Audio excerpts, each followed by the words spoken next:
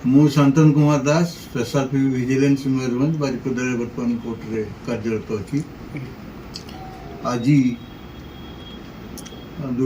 ଗୋଟେ କେସ୍ରେ ଆପଣଙ୍କର ମନରେଗା ସ୍କିମ୍ରେ 2010-11 ମସିହାରେ ମଲ୍ଟିପର୍ପସ୍ ଫାର୍ମ ଫଣ୍ଡ ପ୍ରତି ପଣ୍ଡ ଖୋଳାଇବା ପାଇଁ 1.5 ଲକ୍ଷ ଟଙ୍କା କରି ସ୍କିମ୍ ଥିଲା।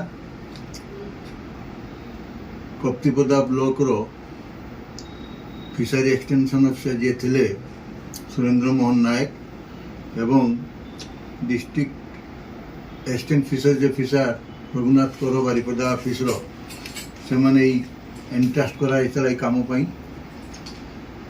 ଏ ଦୁଇଟା ପଣ୍ଡ ସଂଗ୍ରାମ ପ୍ରଧାନ ଏବଂ ଗାନ୍ଧୀ ନାୟକଙ୍କ ନାମରେ ହେବାର କଥା। ସେମାନେ ତାଙ୍କର ଡକୁମେଣ୍ଟ ତାଙ୍କର ଲ୍ୟାଣ୍ଡର ପାର୍ଟିକୁଲାର୍ସ ଦେଇ ସବୁ ଆପ୍ଲାଏ କରିଥିଲେ।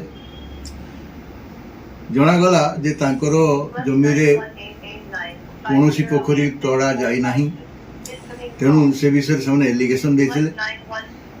ଭିଜିଲାନ୍ସ ଡିପାର୍ଟମେଣ୍ଟର ଇନକ୍ୱାରି ପରେ ଜଣାପଡ଼ିଲା 2 ଜଣ ବେନିଫିସିଆରୀଙ୍କର କୌଣସି ଜାଗାରେ ପଣ୍ଡ ତଡ଼ା ନ ଯାଇ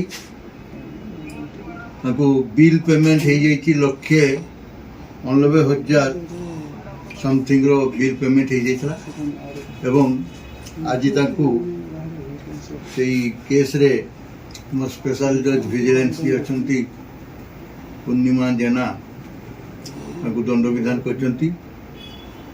7PC ଆକ୍ଟରେ ଭିଜିଲାନ୍ସ କେସ୍ ଆକ୍ଟରେ 3,000 ଟଙ୍କା 50,000 ଟଙ୍କା ଫାଇନ୍, 3 ବର୍ଷ ଜେଲ୍ 50,000 ଫାଇନ୍, ଅନାଦେୟ 6 ମାସ ଏବଂ ଏ ଯେଉଁ ଫଲ୍ସ ବିଲ୍ ହେଇଥିଲା ଏବଂ ଡକୁମେଣ୍ଟ ଫଲ୍ସ ଡକୁମେଣ୍ଟ ତିଆରି କରି ବିଲ୍ ନେଇଥିଲେ ସେ ବାବଦରେ 409ରେ 2 ବର୍ଷ ଏବଂ 10,000 ଟଙ୍କା, 471ରେ 468ରେ 2 ବର୍ଷ 5,000 ଟଙ୍କା,